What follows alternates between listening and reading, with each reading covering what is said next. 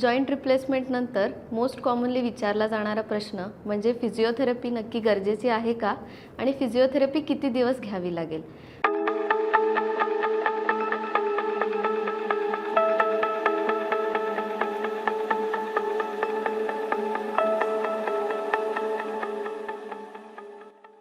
नमस्कार, मी डॉक्टर गार्गी बाबर अथायू हॉस्पिटलमध्ये फिजिओथेरपिस्ट म्हणून कार्यरत आहे.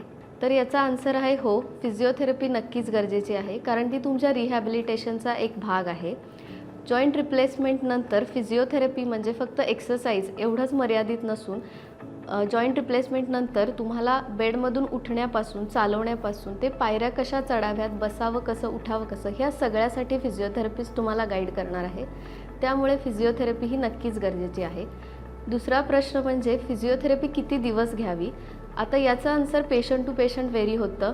मोस्ट कॉमनली 3 ते 4 आठवडे तुम्हाला फिजिओथेरपी घेणं गरजेचं असतं. पण याच्यासाठी तुमची प्री ऑपरेटिव्ह स्ट्रेंथ म्हणजेच ऑपरेशनच्या आधीची तुमची ताकद चांगली असेल तर तुम्ही 3 आठवडे ते 4 आठवड्यामध्ये पूर्ण रिकवर होऊ शकता. पण जर तुमची प्री ऑपरेटिव्ह स्ट्रेंथ कमी असेल, तुमच्या गुडघ्यांची जास्त झीज झाली असेल, तुमच्या पायांना जर बेंड आला असेल तर मात्र फिजिओथेरपीचं ड्युरेशन हे साधारण 6 ते 7 आठवड्यांपर्यंत जाऊ शकतं. त्यामुळे फिजिओथेरपी ही फक्त ऑपरेशन नंतरच नाही तर ऑपरेशनच्या आधी देखील गरजेची आहे. थँक्यू.